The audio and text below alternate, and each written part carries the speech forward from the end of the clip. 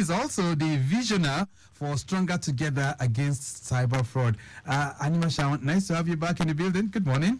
Good morning, Victor. I'm glad to be here. Thank you for bringing me in again. Right. Good morning, Lagos. Right. So this is the festive season. We're returning back to this is the Easter period, by the way. So as I do say in this part of the world, happy Good Friday. Happy Good Friday and happy Easter to the listeners out there. All right. So the last time you were on this platform, about 2 or 3 months ago, I know you talked about a whole lot of things to educate us, but let's start with your vision. Stronger Together Against Cyber Fraud. What do you represent? Okay, so we represent the fight against cyber fraud. We have seen that the attempt to stem the tide of cyber fraud is not being effective, and we've done some analysis, and we've realized that one of the main reasons why it's not been effective is that it's been haphazard and it's been siloed. So individual efforts being made by individual organizations. You have different banks making different efforts. You have different organizations making different efforts. While what is required is something that pulls everyone together and allows us to act with one voice. And the strength of that togetherness, you can't beat it. Interestingly, I tell people that it's interesting that cyber criminals are cooperating. So recently there's something called fraud as a service. So rather rather than you build the technology that you need to deploy for cyber fraud, you can just buy the technology, or let me use the right word, lease the technology from another person that's built it, and you just deploy it. So there's a lot of collaboration going on. So they are collaborating and we are not. We are not. To unite against them. And that has to change, because we can't win this battle unless we collaborate. So Stronger Together Against Cyber Fraud, it's been on now for how long? It's been on for, this is the 4th month. We started in November 2023. And it's gradually gathering momentum. It's gathering momentum. I mean, we are gathering momentum. More and more people are coming in as signifying their interest to be part of our agenda. Right. And the agenda really is very simple. We want to just make it a lot more difficult for cyber criminals or cyber fraudsters to succeed in their efforts. That's just it. Okay. And we know it's possible, because we realize that some of the things that they depend on to be successful are very simple things. Simple things like a lack of awareness, simple things like a lack of education, ignorance, greed, and these are things that can be resolved by educating people. These are things that can be resolved by empowering people, and once we can do that, and we can reduce, the frequency or likelihood of a successful cyber fraud. And the interesting thing is that success breeds attraction, right? Right. The more success that cyber criminals get, the more other people are attracted into cybercrime.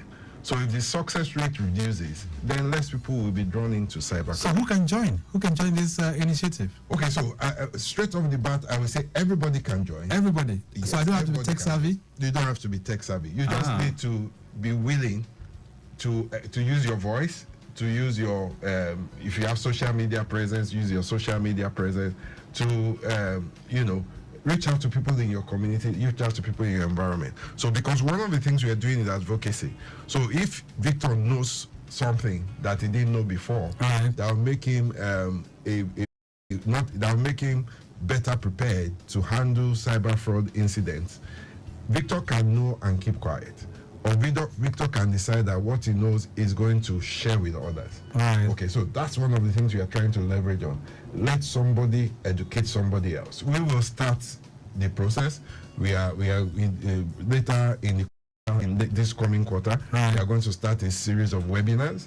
Okay, so we will educate, we will empower people with the knowledge they need, with the skills they need. But we can't do it alone. We can't reach everyone.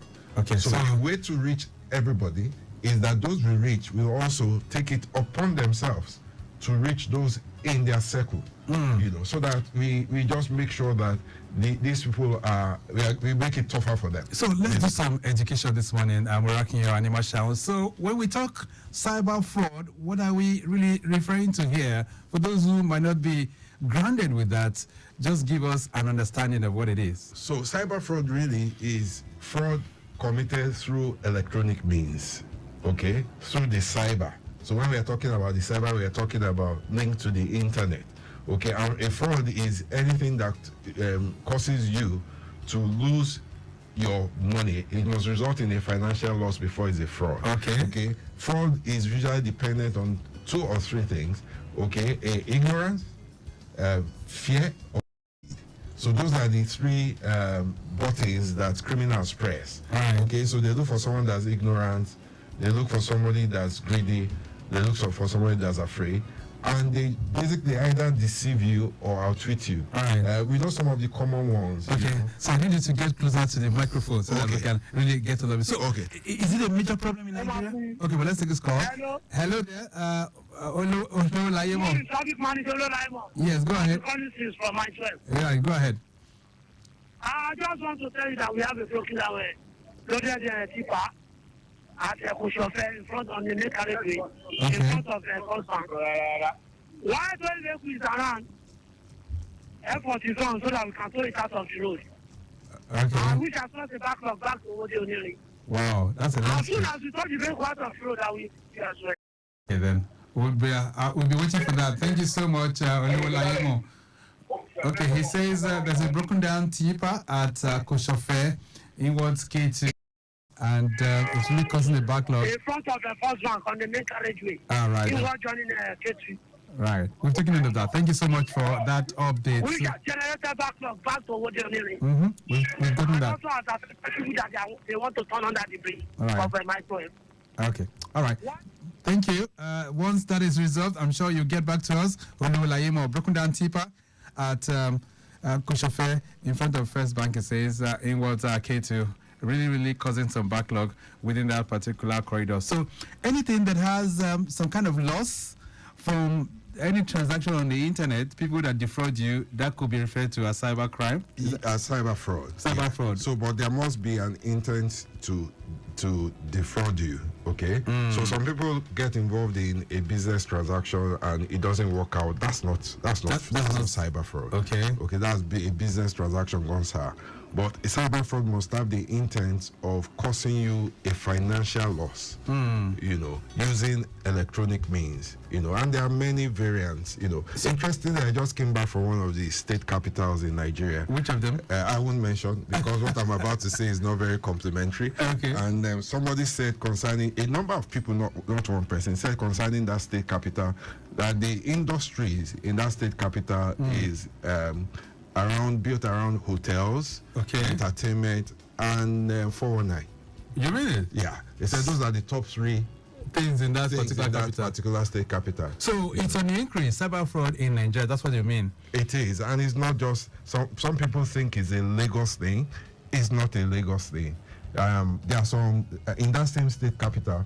They pointed out to me a particular kind of motorbike, and they say that almost 100% when you see somebody riding that kind of motorbike is one of them. One of the cyber, one of the 419s, one of the Yahoo boys. Yeah. Okay. So can we safely say, because I'm just looking through now, you are in this industry, out of 10 people that are making use of the internet, how many will fall prey to cyber fraud?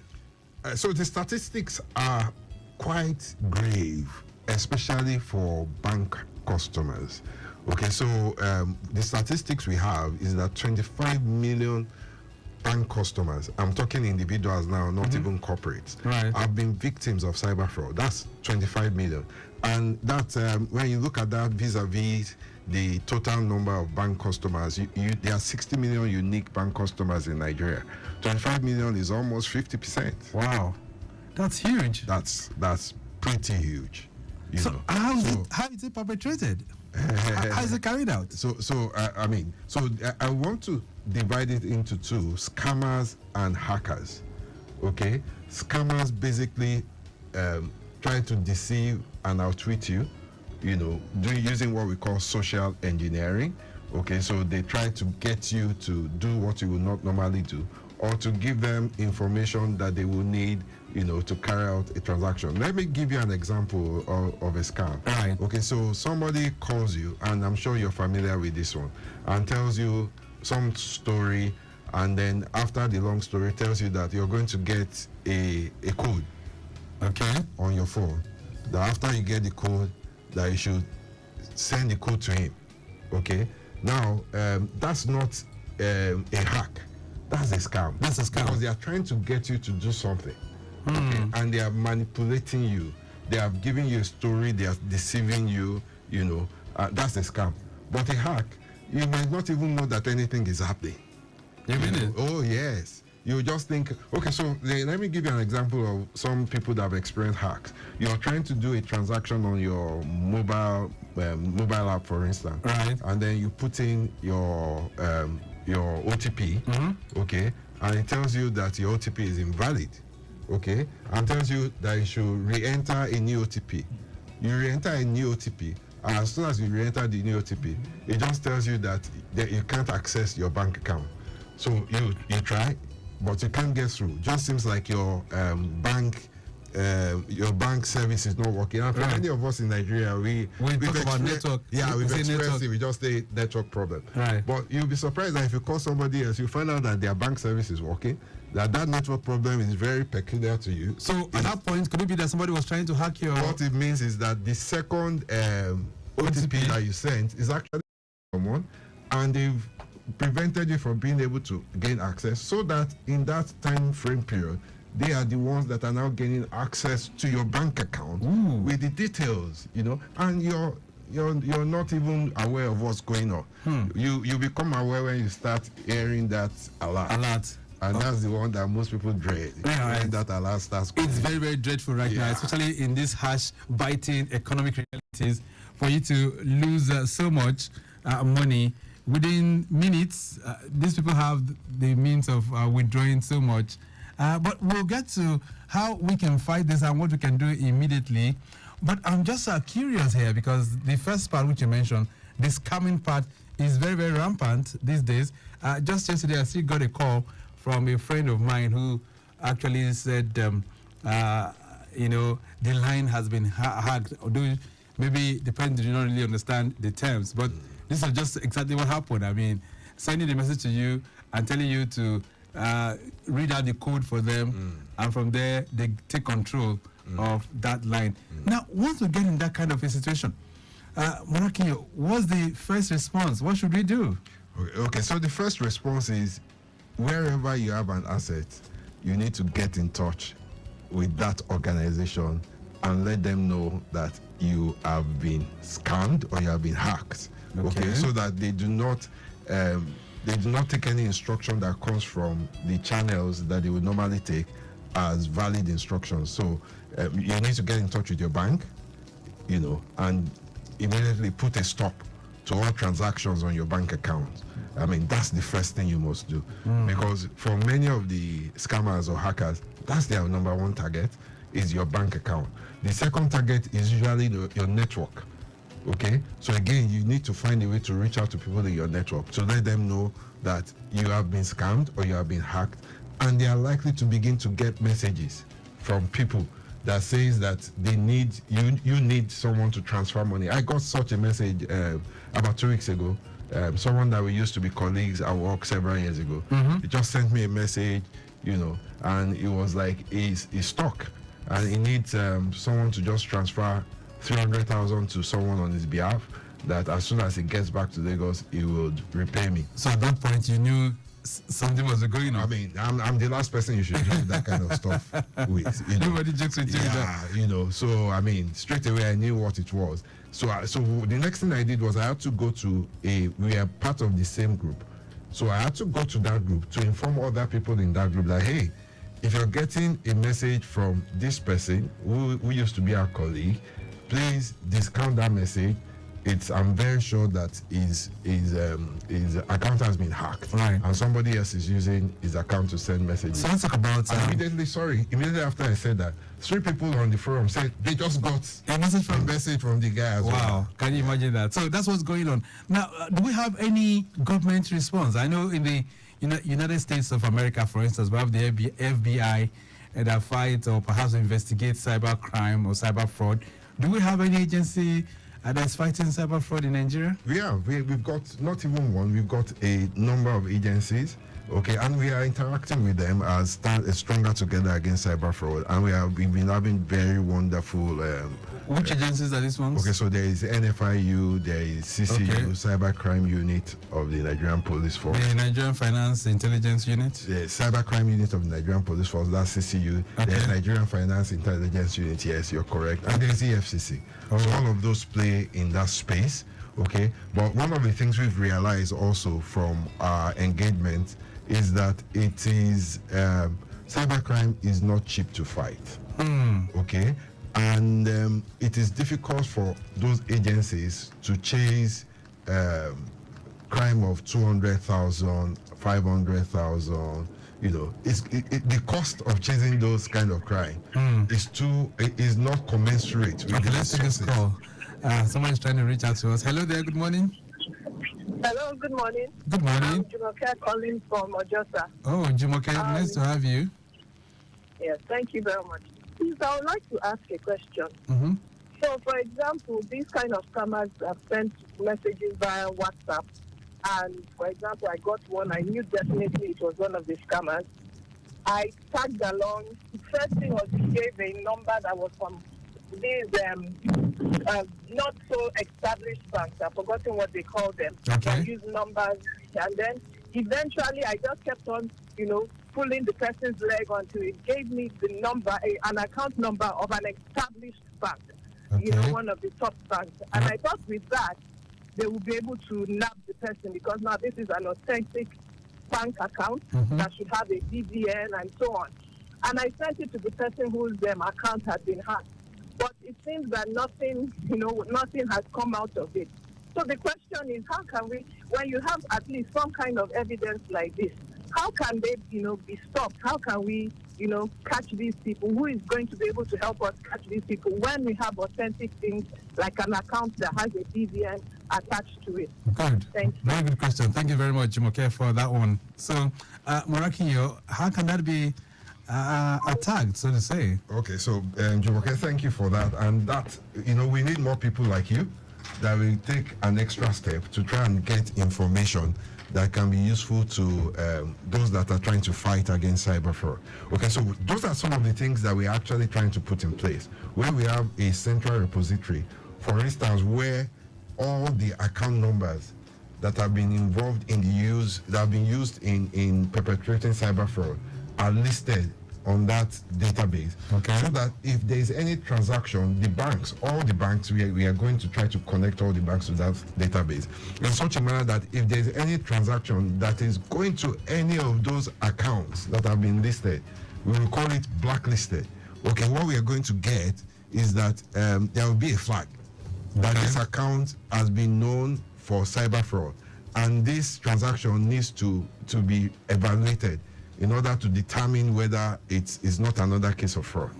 Okay, so that's the way to approach it. 08099120777. You might also want to share your own experience with us, or perhaps if you have any question for my guest who is an expert in this area, feel free to connect with us. 08099120777 and 0915387 7127. That's the number to call. So the first things to do, you did say if perhaps if you fall into a one chance kind of experience, for instance, Morakinyo, the phones have been taken, what should I do if we find ourselves in this kind of a situation?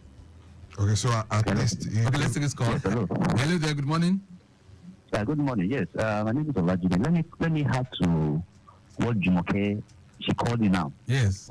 You see, most of these fraudsters, they go to an available POS agent or somebody operating POS somewhere, and ask for the account number that are expecting funds from somewhere. And, you know, maybe those ones trying to make a few naira from such transaction will easily give their own account number, and they will wire in money to it, withdraw money from the POS, and bill off it, putting the POS operator in trouble. It happens to a close relative, and it was very pathetic.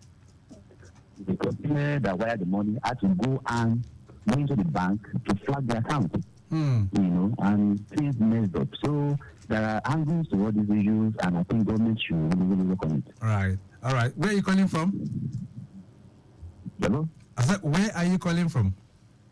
Yeah, I'm calling from Sule. Sule. All right, then. Thank you so much, Olajide, for your experience. Thank you so much for sharing that with us. So, another dimension, Morakinyo, POS agents also being used as a transit route, so to say.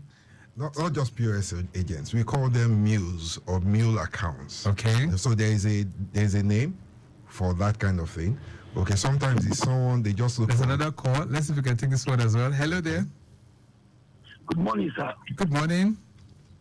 God bless you, sir. Good morning once again. Engineer Joseph. Right, go ahead. Yes, sir.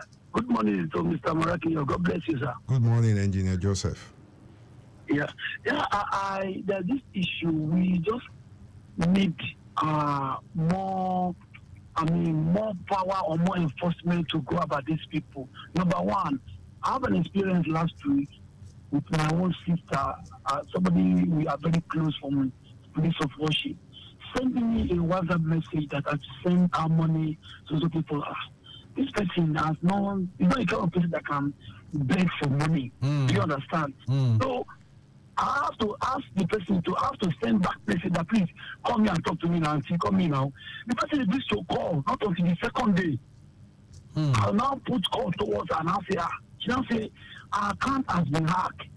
Before we know, this message has been sent to about 10 to 12 people and 2 4 victims anyway. Wow. 2 4 victims send money to the person. And another one is this, like if something happened to me, and thank God I'm on silver side anyway, my bank account on my phone, nobody tamper with it. Then I discovered that it's asking me to reset. That my account, this I cannot log in, I have to reset. Then bringing in an options, then I refuse to do that. Whenever I have my time, I will go to the bank, inside the banking, or ask the bank official or any to the customer care. You know, sometimes many of us, we are so much innate. Right. Whenever we are on this, we are so much innate. We quickly go to, my mind told me that I should not go to any resetting. I should go to the banking or. And the dangerous thing is this, they will come with banking terms and banking. Right. The way if you are not yet careful. So to look very real. Right. Thank you so much, sir. All right. God bless you, sir. Thank you. Engineer Joseph also shared his own experience, and I know lots of people are falling prey to all of this. But in this kind of circumstance, would you have blamed him if he actually went ahead to reset his app?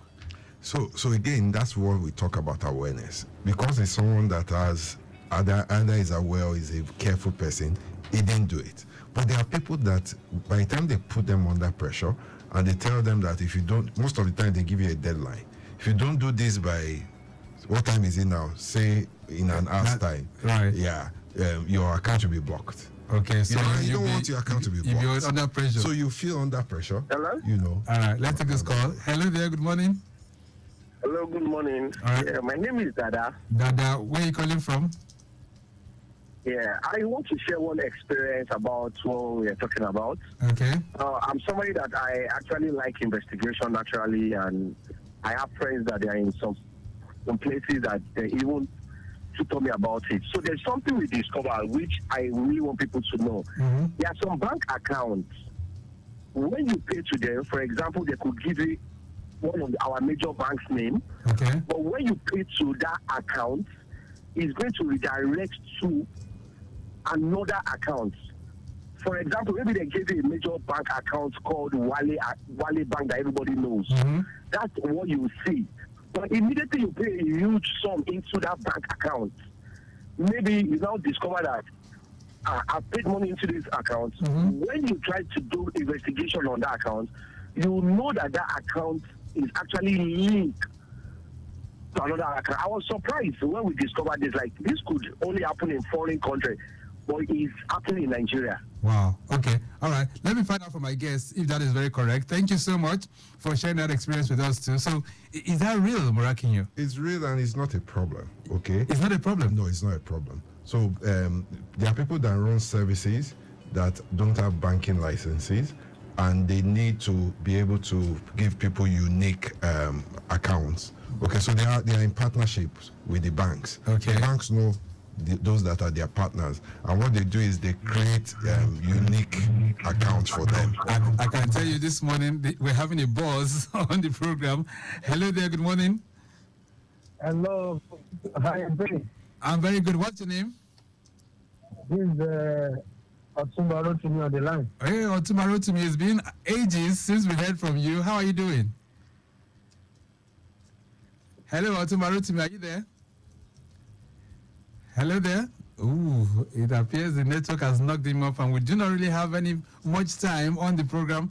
So, Morakinyo, let's just quickly run through this because we won't take any more calls.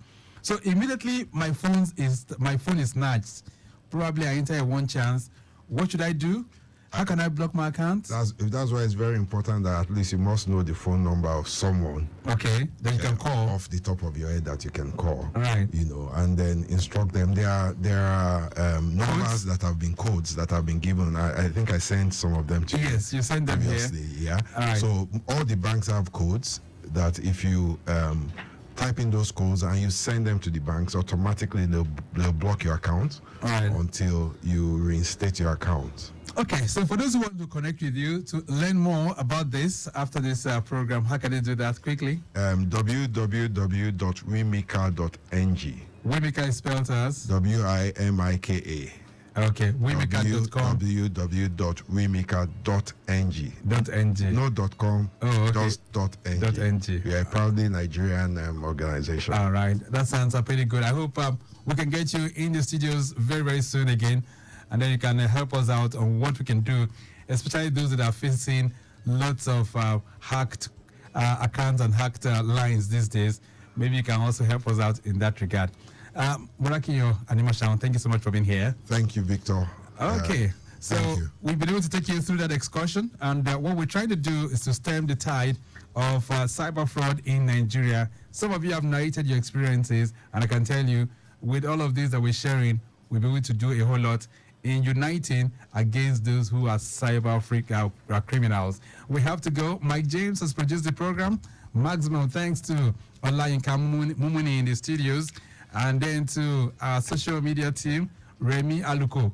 Maximum thanks to you. Okpa Emishudunke as well. Our executive producer is Tayo Akole. My name is Victor Oteri. I'll be back shortly for the benchmark.